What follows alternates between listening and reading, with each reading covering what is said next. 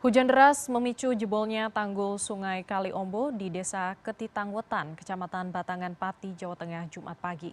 Akibatnya ratusan rumah warga di desa tersebut terendam banjir.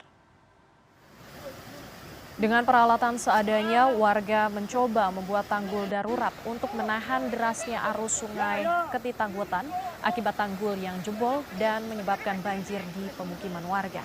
Menurut Sekretaris Desa, tanggul Sungai Kaliombo selebar 10 meter tersebut jebol akibat guyuran hujan deras sejak Kamis sore. Warga berharap pemerintah segera melakukan perbaikan, mengingat banyaknya titik tanggul yang rawan jebol. Dari kemarin sore itu udah hujan deras memang, ya, hampir menyeluruh hujannya. Cuma daerah sini kan memang jadi hilirnya sungai ya, jadinya ini air kiriman cukup besar, akhirnya mengakibatkan tanggul yang tidak begitu kuat. Nah, kira-kira apa sih yang baru saja kalian tonton? Ya, itu adalah berita. Tapi, apa sih berita itu? Berita adalah informasi seputar peristiwa yang terjadi pada suatu waktu. Ditulis di media cetak, disiarkan di radio, ditayangkan di televisi maupun diunggah di internet. Tapi, hari ini kita bukan belajar tentang berita. Kita akan belajar tentang teks berita. Nah, kira-kira apa sih teks berita itu? Dan apa sih bedanya dengan berita?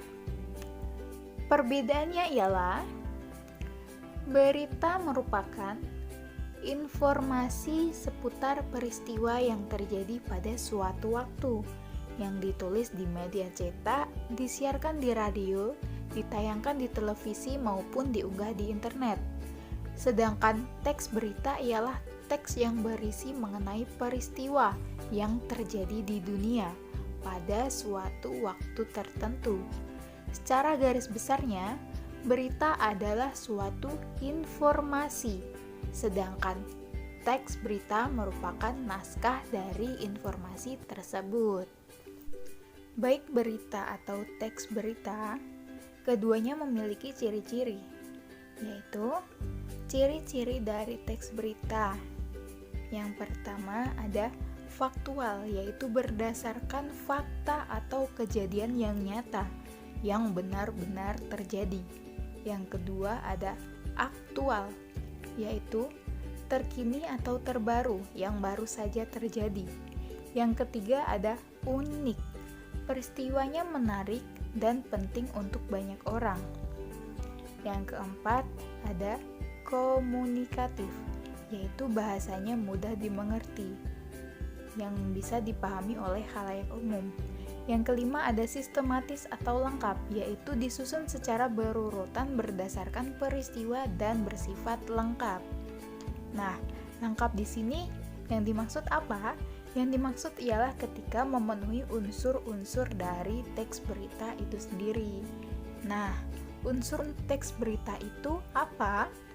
Unsur-unsur dari teks berita itu ada 6, atau yang disebut dengan adiksimba atau 5W1H.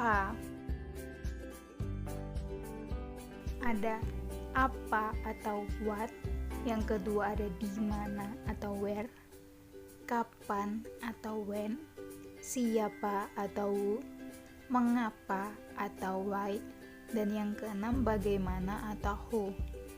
Unsur yang pertama, unsur apa, berisi jawaban yang menanyakan mengenai peristiwa apa yang terjadi pada berita. Yang kedua, unsur di mana, menanyakan mengenai lokasi tempat terjadinya peristiwa tersebut.